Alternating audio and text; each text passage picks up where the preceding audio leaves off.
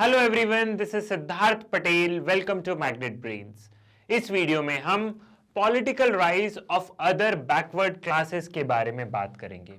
हम लोग जो आपका चैप्टर है recent development in Indian politics, उस चैप्टर को कंप्लीट कर रहे थे और मैं आपको ऑलरेडी पूरा ओवरव्यू दे चुका था कि हम उस पूरे यूनिट में क्या क्या पढ़ने वाले हैं। मैंने आपको बताया था कि चाहे हम देखें कि डिक्लाइन ऑफ कांग्रेस हो, कांग्रेस सिस्टम हो, फिर हमने एरा ऑफ कोएलिशन के बारे में बात की थी। ये तमाम चीजें हम ऑलरेडी डिस्कस कर चुके हैं। अब हम लोग क्या कर रहे हैं, हम एक एक करके इन इश्यूज को उठा रहे हैं। जैसे हमने कांग्रेस का देख लिया कि कैसे कोएलिशन सरकार बनना स्टार्ट हो गई 1989 से लेके 2014 तक पूरी कोएलिशन सरकार चली है भारत में। ठीक है, गठबंधन वाली सरकार चली है। 2014 में ही वापस मेजॉरिटी मिली किसी पॉलिटिकल पार्टी को, दैट इज बीजेपी। फिर इस वीडियो में हमें बात करना है जो रिजर्वेशन को लेके जो बातें होती थी, जो ओबीसी का जो रिजर्वेशन दिया गया था उसको लेके बहुत सारे दंगे हुए थे और उसको पॉलिटिकल पार्टीज ने इन रिजर्वेशन के सहारे कैसे अपनी रोटियां सेकी है, कास्ट के सहारे कैसे अपनी रोटियां सेकी है, इसके बारे में बात करना है। साथ ही साथ जो मंडल इशू था, ठीक है, जो मंडल कमीशन जिसके सहारे ओबीसी को रिजर्वेशन दिया गया था, ये बहुत ही इंपॉर्टेंट डेवलपमेंट है हमारी इंडियन पॉलिटिक्स में। सो हम इस चीज को बहुत अच्छे से यहाँ पे एनालिसिस करेंगे, इस वीडियो में बहुत अच्छे से एनालिसिस करेंगे। फिर कमिंग वीडियोस में हम लोग क्या बात करेंगे, हम लोग अयोध्या इश्यूज के बारे में बात करेंगे, हम लोग इंडिया के सेक्युलरिज्म पे बात करेंगे कि सेक्युलरिज्म को लेके जो डिबेट होती है, साथ ही साथ बाबरी मस्जिद और जो राम मंदिर का जो इशू है हम उसके बारे में बात करेंगे। क्लियर है? सो स्टार्ट करते हैं इस वीडियो में, that is political rise of other backward classes, जिसको कि हम ओबीसीज कहते हैं। ठीक है, सो यहाँ पे इनका क्या रोल रहा है इंडियन पॉलिटिकल सिस्टम में, उसको समझने की हम यहाँ पे कोशिश करते हैं। One long-term development of this period was the rise of other backward classes as a political force. You have already came across this term OBCs, ठीक है, जिनको कि हम other backward classes बोलते हैं। These community other than SC and ST who suffer from educational and social backwardness. ठीक है, अब जब हमारा देश आजाद हुआ था तब ऑलरेडी एसटी एससी कैटेगरी को रिजर्वेशन दे दिया गया था, लेकिन हमारे संविधान का आर्टिकल नंबर 340, ठीक है, ये बुक में नहीं दी गई है, ये चीजें आप नोट कर लीजिए, ये एडिशनल चीजें हैं हमारे संविधान का। अगर आप कौन सा आर्टिकल के बारे में बात कर रहा हूं, मैं बात कर रहा हूं आर्टिकल नंबर 340। अगर हम आर्टिकल 340 को अगर आप ध्यान से देखेंगे तो इसमें ऐसा दिया गया है कि प्रेसिडेंट समय समय के अनुसार कुछ कमीशंस अपॉइंट कर सकते हैं जो कि ये कैटेगराइज करेंगे कि अपार्ट फ्रॉम एससीज एंड एससी कौन सी कास्ट बैकवर्ड क्लासेस है, ठीक है, जो अदर बैकवर्ड क्लासेस है उनका कैसे डेवलपमेंट हो, उनको कैसे उस बैकवर्डनेस से बाहर निकाला जाए। तो प्रेसिडेंट हमेशा एक कमीशन अपॉइंट करेंगे समय समय के अनुसार और उस कमीशन को कोई टास्क सौंपेंगे मतलब यही कि कौन सी कम्युनिटी बैकवर्ड कम्युनिटी है apart from STs and SC category, और उनको हम कैसे उस बैकवर्डनेस से बाहर निकालें। तो आर्टिकल 340 का यूज करते हुए फर्स्ट बैकवर्ड क्लास कमीशन निकाला गया और फिर उसके बाद में सेकंड बैकवर्ड क्लास कमीशन बनाया गया। क्लियर है? इतना आपको यहाँ पे समझ में आ गया। सो ओबीसीज का जो रिजर्वेशन है वो ओरिजिनली नहीं दिया गया था, मतलब जब हमारा देश आजाद हुआ था तब ओबीसीज जो कैटेगरी है तब उनको रिजर्वेशन नहीं दिया गया है। इनको रिजर्वेशन दिया गया है 1990s में रिजर्वेशन दिया गया है, और ये जो कमीशन अपॉइंट हुआ था ये हमारे संविधान का जो आर्टिकल 340 है उसके तहत ये कमीशन अपॉइंट हुआ। क्लियर? यहां तक आपको चीजें थोड़ी सी सॉर्टेड है, यहां तक चीजें आपको थोड़ी सी समझ में आ गई है। बाकी आपको ये पता है एससी एसटी कैटेगरी कौन कौन सी है, ये आपको पता है। ठीक है, these are also referred as backward caste. We have already noted that the support of the Congress among many sections of the backward caste has declined. This has created a space for non-Congress parties that drew more support from these communities. हम देखते हैं 1997 के दौरान हम लोग देख रहे थे कि कांग्रेस का जो कांग्रेस से ये जो बैकवर्ड क्लासेस है इनका कहीं मोह भंग हो गया था। ठीक है, क्योंकि हम उस समय देख रहे थे जयप्रकाश नारायण ने जो वो एक तरीके से जो रीजनल पार्टीज को उन्होंने कंसोलिडेट किया, उन्होंने सरकार के खिलाफ जो एकदम जो टोटल रिवॉल्यूशन की हम लोग बात करते हैं उसके बारे में बात की। फिर ये जो रीजनल जो पॉलिटिकल पार्टीज थी ये इन कास्ट की प्रॉब्लम को ज्यादा अच्छे से एड्रेस कर पा रही थी अपार्ट फ्रॉम द कांग्रेस। तो जो कांग्रेस की जो पकड़ थी इन बैकवर्ड क्लासेस में, वो कांग्रेस की पकड़ कहीं ना कहीं कम होती जा रही थी। अब जब कांग्रेस की पकड़ कम होगी तो ऑफकोर्स कोई दूसरी पॉलिटिकल पार्टी आएगी। तो ये जो रीजनल पॉलिटिकल पार्टीज आ रही थी ना, ये बैकवर्ड क्लासेस पे बहुत ज्यादा फोकस कर रही थी। तो ये बैकवर्ड क्लासेस उन रीजनल पॉलिटिकल पार्टीज के साथ में ज्यादा एसोसिएटेड हो पा रही थी कंपेरेबल टू कांग्रेस। तो हम यहां पे क्या देखते हैं कि कांग्रेस अपनी पकड़ खो रही थी इन बैकवर्ड क्लासेस में, इन बैकवर्ड कास्ट में कांग्रेस अपनी पकड़ खो रही थी। ठीक है, यहां तक क्लियर हुआ। You will recall that the rise of these parties first found political expression at the national level in the form of Janata Party government in 1977. Many of these constituents of Janata Party like Bharatiya Kranti Dal and Samyukta Socialist Party has a powerful ruler base among some sections of the OBCs. हम यहाँ पे देखते हैं like जो जनता government थी, भारतीय क्रांति दल था, ठीक है, इन सब के जो गांव में इनकी पकड़ बहुत अच्छी थी। ठीक है, ये लोग जो ओबीसी जो बैकवर्ड कास्ट है उनमें इनकी पकड़ मजबूत करते जा रहे थे। और ये जो जनता गवर्नमेंट है ना, इस जनता गवर्नमेंट ने 1978 में ये जो मंडल कमीशन को अपॉइंट किया गया। ठीक है, क्या किया, मंडल कमीशन को अपॉइंट किया गया। जनता गवर्नमेंट ने ही, जनता गवर्नमेंट ये जो बैकवर्ड कास्ट है इनके वोट्स के सहारे आई थी, इन्होंने फिर इनको रिजर्वेशन देने के बारे में बात की। ठीक है, इस जनता गवर्नमेंट ने रिजर्वेशन देने के बारे में बात की। जनता गवर्नमेंट ने बोला कि बैकवर्ड क्लासेस के लिए हम कुछ करेंगे। तो जनता गवर्नमेंट पावर में आई 1977 में। ठीक, 1977 में जनता गवर्नमेंट पावर में आई तो आर्टिकल 340 को यूज करते हुए 1978 में क्या किया गया, 1978 पे एक मंडल कमीशन स्टैब्लिश किया गया, मंडल कमीशन। ठीक है, मंडल कमीशन स्टैब्लिश किया गया 1978 में। अब मंडल कमीशन ने अपनी रिपोर्ट सौंपी 1980 तक। ठीक है, और इस टाइम तक क्या होता है, जो जनता गवर्नमेंट होती है वो सरकार गिर जाती है और दूसरी सरकार आ जाती है। तो मंडल कमीशन ने रिपोर्ट सौंपी थी कि ओबीसीज को रिजर्वेशन दिया जाए, 27% इनको रिजर्वेशन दिया जाए गवर्नमेंट जॉब्स में, एजुकेशनल इंस्टीट्यूशंस वगैरह में। अब 1980s में आके सरकार गिर जाती है तो ये रिपोर्ट धरी की धरी रह जाती है, इन रिपोर्ट के ऊपर कोई बात नहीं होती है। लेकिन अब जब मंडल कमीशन बनाया गया, मंडल कमीशन के सहारे ही ओबीसीज को आज की तारीख में जो आप लोग रिजर्वेशन पढ़ते हैं, जो हम लोग ओबीसीज का रिजर्वेशन देखते हैं, ये मंडल कमीशन की रिकमेंडेशन पे ही दिया गया है। तो ये आपके कॉम्पिटिटिव के लिए बहुत ज्यादा इंपॉर्टेंट है। क्लियर, इतना आपको समझ में आ गया। अब जब 1980s में जनता गवर्नमेंट गिर जाती है, जब इनकी सरकार चली जाती है, तो वो मुद्दा कहीं ना कहीं एकदम हम कहते हैं कि वो मतलब एकदम सेंटर गवर्नमेंट उस पर फोकस नहीं कर रही थी, लेकिन लोगों के मन में तो था, जो बैकवर्ड क्लासेस थी उनके मन में तो आ गया कि हमें 27% आरक्षण चाहिए, हमें गवर्नमेंट जॉब्स और हमें एजुकेशनल इंस्टीट्यूशंस में आरक्षण चाहिए। तो वो मुद्दा कहीं ना कहीं लोगों के बीच में था, लेकिन सरकार ने उस पर ध्यान नहीं दिया। फिर क्या होता है, फिर होता है 1990s में आती है कौन सी, नेशनल फ्रंट गवर्नमेंट, और नेशनल फ्रंट गवर्नमेंट करती है इस मंडल कमीशन की रिपोर्ट को एक्सेप्ट। नेशनल फ्रंट जो आता था, मतलब नेशनल फ्रंट की जो सरकार थी, वो ये वादा करके आई थी कि हम रिजर्वेशन देंगे। तो जैसे ही उनकी सरकार बनी, ठीक है, जैसे ही नेशनल फ्रंट की सरकार बनी, उन्होंने मंडल कमीशन की इस रिपोर्ट को एक्सेप्ट किया, उन्होंने 27% आरक्षण दे दिया ओबीसी कम्युनिटी को।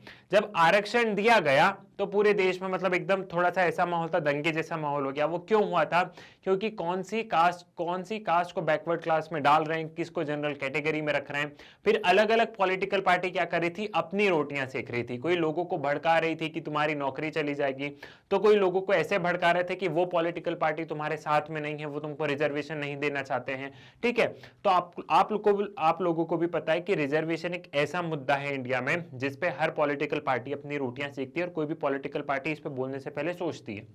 अब सारी पॉलिटिकल पार्टी फंस तो गई भैया, सब पॉलिटिकल पार्टी बोलती है कि रिजर्वेशन तो देना चाहिए, लेकिन कोई बोलता है इस कम्युनिटी को भी ओबीसी में डालो, कोई बोलता है इसको मत डालो। मतलब एक ये पूरी डिबेट, एकदम दंगे वाला माहौल, बहुत ज्यादा वायलेंस वगैरह भी हुआ उस टाइम पे। ये जब रिपोर्ट एक्सेप्ट हुई तब इस तरीके से देश में मतलब पूरा एक सिनेरियो था। आप आपके पेरेंट्स से भी एक बार पूछेगा कि 90s में कैसा पूरे देश का माहौल था, किस तरीके के दंगे वगैरह ये सारी चीजें चल रही थी।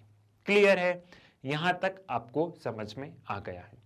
अब बारी है, 1 मिनट का समय लेते हैं, हम क्विक रिवीजन करते हैं, नहीं तो क्या है चीजें आप भूल जाएंगे। और क्विक रिवीजन हमें क्यों करना है? क्विक रिवीजन हमें आपके कॉम्पिटिटिव के पर्सपेक्टिव से करना है। अब मैं आपको कुछ फैक्चुअल चीजें बताऊंगा, वो फैक्चुअल चीजें आप लोग नोट कर लीजिए, वो फैक्चुअल चीजें आपके कॉम्पिटिटिव के पर्सपेक्टिव से आप लोगों के लिए बहुत ज्यादा हेल्पफुल रहेगी। ठीक है, अब यहां पे आर्टिकल 340 के तहत सबसे पहले तो हम बात करते हैं आर्टिकल 340, आपने नोट कर लिया, आर्टिकल 340 ऑफ अवर कॉन्स्टिट्यूशन। फिर ओबीसी को रिजर्वेशन किसके बिहाफ पे दिया गया? मंडल कमीशन के बिहाफ पे दिया गया, मंडल कमीशन के बिहाफ पे दिया गया। ये मंडल कमीशन कब बना? ये मंडल कमीशन बना 1978 में। इसने अपनी रिपोर्ट कब सौंपी? इसने अपनी रिपोर्ट सौंपी 1980s में सौंपी, लेकिन तब तक सरकार गिर गई। ठीक है, इस मंडल कमीशन को हम क्या बोलते हैं? इस मंडल कमीशन को हम बोलते हैं सेकेंड बैकवर्ड क्लास कमीशन भी बोलते हैं। क्या बोलते हैं? सेकेंड बैकवर्ड क्लास कमीशन भी बोलते हैं, सेकेंड बैकवर्ड क्लास कमीशन। ठीक है, सेकेंड बैकवर्ड क्लास कमीशन भी बोलते हैं। ठीक है, मंडल कमीशन की रिपोर्ट कौन से ईयर में एक्सेप्ट की गई? वो एक्सेप्ट की गई 1990s में। कौन सी गवर्नमेंट थी उस समय? उस समय सरकार थी national front government. National front government ने, नेशनल फ्रंट गवर्नमेंट ने इनकी रिपोर्ट को एक्सेप्ट किया। और मंडल कमीशन बनाया किसने था? मंडल कमीशन बनाया था जनता गवर्नमेंट ने, जनता गवर्नमेंट ने। ठीक है, नाउ आर्टिकल 340 में दिया गया है कि प्रेसिडेंट समय समय पे कमीशंस को अपॉइंट करेंगे कि जो कैटेगराइज करेगी कि apart from the STs and SC कौन सी कास्ट को हम अदर बैकवर्ड कास्ट में डाल सकते हैं। तो आर्टिकल 340 के तहत मंडल कमीशन अपॉइंट किया, जनता गवर्नमेंट ने अपॉइंट किया, 1978 में अपॉइंट किया, इसने 1980 में अपनी रिपोर्ट दे दी। लेकिन रिपोर्ट दी, लेकिन तब जनता गवर्नमेंट तब तक गिर चुकी थी, तो इन रिपोर्ट पे कुछ काम नहीं हुआ। लेकिन जब 1990 में नेशनल फ्रंट गवर्नमेंट आ गई तो इन्होंने इस रिपोर्ट को एक्सेप्ट कर दिया। क्लियर है, मंडल कमीशन को हम सेकेंड बैकवर्ड क्लास कमीशन भी कहते हैं। अब आपका काम यह है कि फर्स्ट बैकवर्ड क्लास कमीशन कब अपॉइंट हुआ था, ये आपको देख के रखना है, आपको कमेंट सेक्शन में भी मेंशन करना है, क्योंकि ये आपके कॉम्पिटिटिव में पूछा जा सकता है। सेकंड के बारे में सब बात करते हैं, लेकिन फर्स्ट बैकवर्ड क्लास कमीशन कब अपॉइंट हुआ था। ठीक है, और मंडल कमीशन को हम ये जो अदर बैकवर्ड क्लास वाला जो इश्यूज है, जो ये रिजर्वेशन का जो इशू है, उसको हम क्या बोलते हैं? उसको हम मंडल इशू भी बोलते हैं। अगर आप कहीं पढ़ें कि मंडल इशू क्या है, तो मंडल इशू यही है। ठीक है, मंडल इशू यही है जिससे कि ओबीसी के रिजर्वेशन की बात की गई है, वही है मंडल इशू। क्लियर, ये चीज आपको यहाँ पे क्लियर हो गई है, ये चीज आप यहाँ पे समझ गए हैं, और यही वाली चीजें आपके कॉम्पिटिटिव के लिए हेल्पफुल होंगी, यही वाली चीजें आपको कॉम्पिटिटिव के लिए जानना होगा। क्लियर है। नाउ यहाँ पे मंडल implemented in 1980s, the Janta government brought together a similar combination of political group with strong support among the OBCs. The decision of National Front government to implement the recommendation of Mandal Commission further helped in shaping the politics of other backward classes. To the intense national debate for and against the reservation in job made people from OBCs community more aware of their identity. अब जनता government ने तो चलो मंडल commission ले आई, जनता government गिर गई, लेकिन जब मंडल commission ने अपनी रिपोर्ट सौंपी, ठीक है, ये है बीपी मंडल जो जिन्होंने मंडल कमीशन को हेड किया था। ठीक, जब इन्होंने रिपोर्ट सौंपी तो क्या हुआ था, ये जो ओबीसी जो कम्युनिटी थी वो अपनी आइडेंटिटी को लेके बहुत ज्यादा अवेयर हो गई थी, और फिर यहां से क्या होने लग गया, politics of other backward classes शुरू हो गई। अलग अलग पॉलिटिकल पार्टी अलग अलग वादे करने लग गई, ये लोग अपनी आइडेंटिटी को लेके और ज्यादा अवेयर हो गए। जब 27% रिजर्वेशन मिल रहा तो बिल्कुल ये लोग मांग करेंगे, प्रोटेस्ट वगैरह होंगे, तो ये सारी चीजें होने लग गई। फिर जब नेशनल फ्रंट गवर्नमेंट आई तो नेशनल फ्रंट गवर्नमेंट ने क्या कर दिया, नेशनल फ्रंट गवर्नमेंट ने इनकी मांग को सुन लिया, उन्होंने मंडल कमीशन की जो रिपोर्ट है उसको एक्सेप्ट कर लिया, और जब सुप्रीम कोर्ट में केस गया कि ये जो नेशनल फ्रंट गवर्नमेंट ने किया ये अनकॉन्स्टिट्यूशनल है, तो सुप्रीम कोर्ट ने बोला नहीं भैया, जो सरकार ने किया वो कॉन्स्टिट्यूशनल ही है। तो सुप्रीम कोर्ट ने भी बोल दिया कि नहीं भैया रिजर्वेशन दिया जाना चाहिए। तो अदर जो अलग अलग जो पॉलिटिकल पार्टीज थी वो पॉलिटिक्स खेलने लग गई अदर बैकवर्ड क्लासेस के नाम पे। अलग अलग पॉलिटिकल पार्टीज अपने हिसाब से अपनी रोटियां सेकने लग गई। क्लियर है? ये चीज आपको यहाँ पे समझ में आ गई। वही वाली चीजें हैं जो मैंने आपको एक्सप्लेन की थी। Does it help those who wanted to mobilize these groups in politics? This period saw the emergence of many parties that sought better opportunities for OBCs in education, employment, and also raised the question of share of power enjoyed by OBCs. These parties claimed that since OBC constituted a large segment of Indian society, it was only democratic that OBCs should get adequate representation in administration and have their due share of political power. यहाँ पे क्या होता है, वही अलग अलग political parties I, अलग अलग पॉलिटिकल पार्टीज ने ओबीसीज के एजुकेशन, उनके एम्प्लॉयमेंट के बारे में बात की। उन्होंने क्यों बात की? क्योंकि ओबीसीज का एक बहुत बड़ा पोर्शन है। आप भी जानते हैं कि इंडियन सोसाइटी में ओबीसीज की अच्छी खासी पॉपुलेशन है, और अगर आप लोग ओबीसीज को मतलब कोई भी पॉलिटिकल पार्टीज ओबीसीज को अपने टुवर्ड्स अट्रैक्ट कर लेती है तो उनको पता है हम चुनाव जीत जाएंगे, हम ओबीसीज के सहारे हम लोग चुनाव जीत जाएंगे।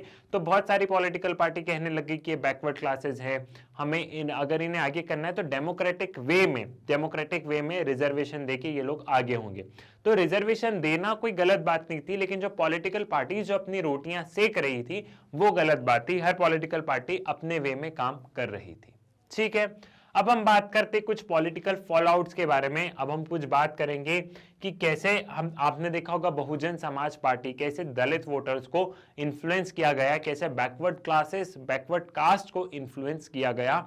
और पहली बार कुछ ऐसा हुआ कि सारे दलित वोटर्स ने, जो सारे एससी कम्युनिटीज के वोटर्स थे, उन्होंने किसी एक पॉलिटिकल पार्टी को वोट दे दिया। The 1980s also saw the rise of political organization of Dalits. In 1978, the Backward and Minority Communities Employees Federation was formed.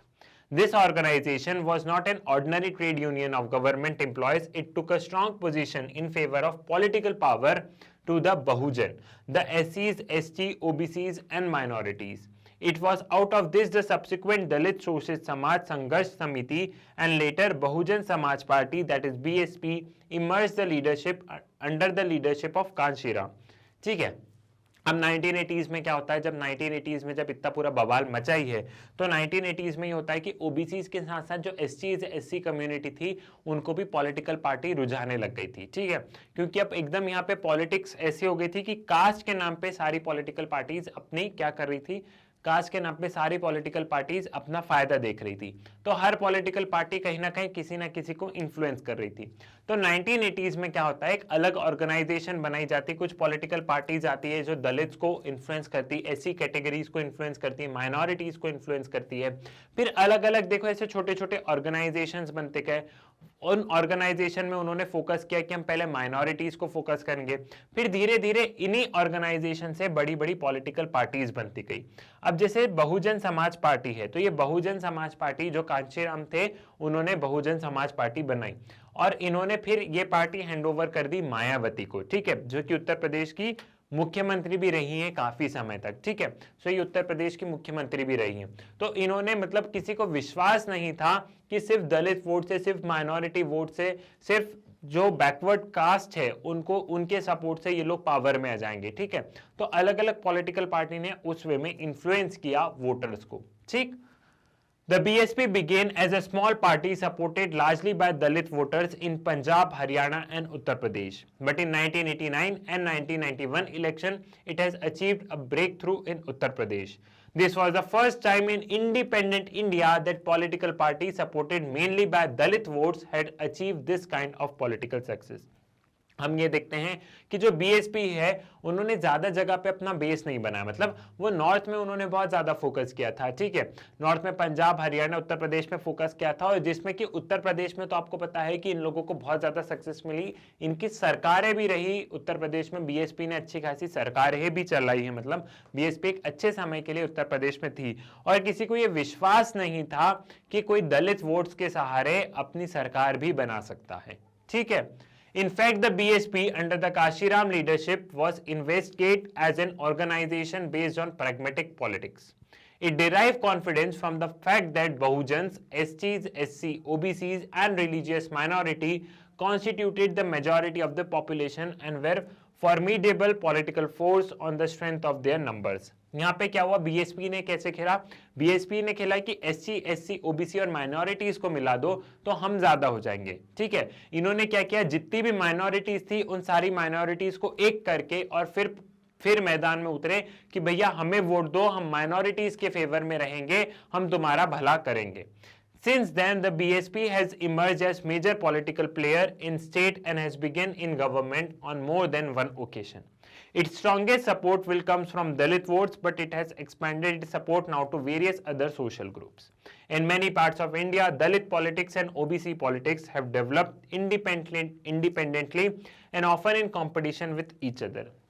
ठीक है, तो जैसे बीएसपी ने किया, बीएसपी ने दलित वोट्स को इन्फ्लुएंस किया, फिर जो दूसरे सोशल ग्रुप्स है उनको भी इन्फ्लुएंस किया, धीरे धीरे करते उन्होंने बेस बढ़ाया। जैसे बीएसपी ने किया वैसे ही अलग अलग राज्य में अलग अलग जगह पे कहीं ना कहीं ओबीसी पॉलिटिक्स होती रही है। तो यहाँ पे हम देखते हैं कि जो 1980s वाला जो एरा था, यहाँ पे कास्ट वाला फैक्टर फिर अच्छे से जोर शोर से आया था इंडियन पॉलिटिकल सिस्टम में, खासकर जब हम लोग रिजर्वेशन के बारे में बात करते हैं तब। क्लियर है, ये वाली चीज आपको यहाँ पे समझ में आ गई।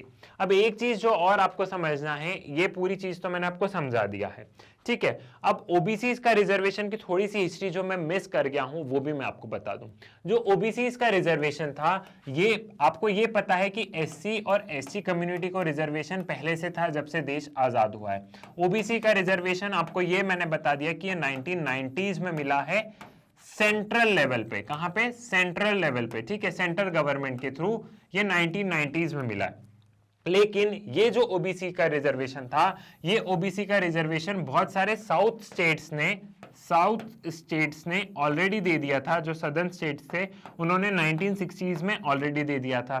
फिर बिहार के जो चीफ मिनिस्टर थे, बिहार के चीफ मिनिस्टर्स ने भी ओबीसी को रिजर्वेशन दे दिया था। अब जब हम देख रहे थे कि अलग अलग स्टेट में ओबीसी का रिजर्वेशन हो रहा था, तो एकदम सेंट्रल लेवल पे मांग उठी कि हमें पूरे देश में क्यों नहीं आरक्षण दिया जाए। अलग अलग राज्य अपने हिसाब से दे रहे हैं, तो हमें पूरे देश में ही होना चाहिए, पूरे देश में ही हमें रिजर्वेशन मिलना चाहिए, सेंट्रल लेवल पे रिजर्वेशन मिलना चाहिए। तब यहाँ पे सेकेंड बैकवर्ड क्लास कमीशन बनाया गया, ठीक है, जिसको कि हम मंडल इशू कहते हैं, ठीक। सो इसकी शुरुआत ऐसे हुई थी कि सदर्न स्टेट में ओबीसी को रिजर्वेशन था, बाद में बिहार को मिला, लेकिन कुछ नॉर्दर्न स्टेट्स में नहीं था। तो इसकी मांग बहुत जोर शोर से उठी नॉर्थ लेवल पे। फिर सेंट्रल गवर्नमेंट ने भी सोचा कि नहीं भैया रिजर्वेशन तो देना पड़ेगा। तो ये इनकी पूरी हिस्ट्री है कि इस रिजर्वेशन में, मतलब ये रिजर्वेशन की बात कैसे उठी है और यहाँ पे रिजर्वेशन कैसे चला।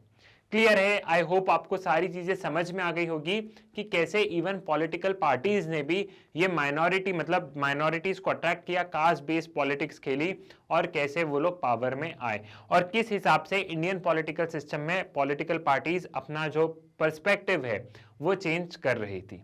ठीक है, आई होप सारी चीजें आपको क्लियर होगी। इतना उसमें कुछ भी टेक्निकल नहीं था और मैंने आपको साफ साफ सारी चीजें बता दी गई है कि कॉम्पिटिटिव के लिए क्या हेल्पफुल है, आपको कौन सी चीजें पढ़नी है और कैसे कवर अप करनी है। I hope you have enjoyed the video. Magnet brains की वीडियोस आप लोग यूट्यूब से तो एक्सेस कर ही सकते हैं, बट बहुत बार ये होता है कि आपको यूट्यूब पे वीडियो नहीं मिल पाते हैं, तो उसका सोल्यूशन भी मैग्नेट ब्रेन्स लेके आया है, वो है मैग्नेट ब्रेन्स की वेबसाइट। मैग्नेट ब्रेन्स की वेबसाइट पे पहुंचने के लिए सिंपली आप लोग गूगल पे जाइए, गूगल पे आप magnetbrains.com लिखिए और सर्च पर क्लिक कीजिए। जैसे ही आप magnetbrains.com लिख के सर्च पर क्लिक करते हैं, कुछ इस तरीके की स्क्रीन आपको नजर आएगी। यहाँ नीचे दिया गया होगा एक्सप्लोर टॉप कोर्सेज, यहाँ पे NTSC, olympiad, even class KG से लेके क्लास 12 तक तो मैग्नेट ब्रेन्स पर सब कुछ फ्रीली अवेलेबल है ही, लेकिन साथ ही साथ एनटीएससी भी है, ओलंपियाड भी है, एनसीईआरटी एग्जाम्पलर भी है। तो सारी चीजें आपको मैग्नेट ब्रेन्स पर ही मिल रही है, वो भी बिल्कुल फ्री ऑफ कॉस्ट। सपोज कीजिए कि आप क्लास 12 पर क्लिक करते हैं, तो जैसे ही आप क्लास 12 पर क्लिक करेंगे, क्लास 12 के जितने भी सब्जेक्ट के कोर्सेज हैं वो सभी आपको स्क्रीन पर नजर आ जाएंगे। थोड़ा सा स्क्रॉल करके अगर आप नीचे जाते हैं तो यहाँ पे आपको क्लास 12 का पॉलिटिकल साइंस दिखेगा, और अगर आप यहाँ पे क्लिक करते हैं, जैसे आप क्लास 12 के पॉलिटिकल साइंस पर क्लिक करेंगे, तो यहाँ पे जितने भी सब्जेक्ट्स के वीडियोज हैं, जितने भी इस बुक के वीडियोज हैं, वो सभी आपको स्क्रीन पर नजर आ जाएंगे। ठीक है, और यहाँ पे जो वीडियोस होंगे वो एनसीईआरटी बुक के अकॉर्डिंग होंगे, और videos chapter wise and chapter wise में भी टॉपिक वाइज वीडियोस अरेंज मिलेंगे।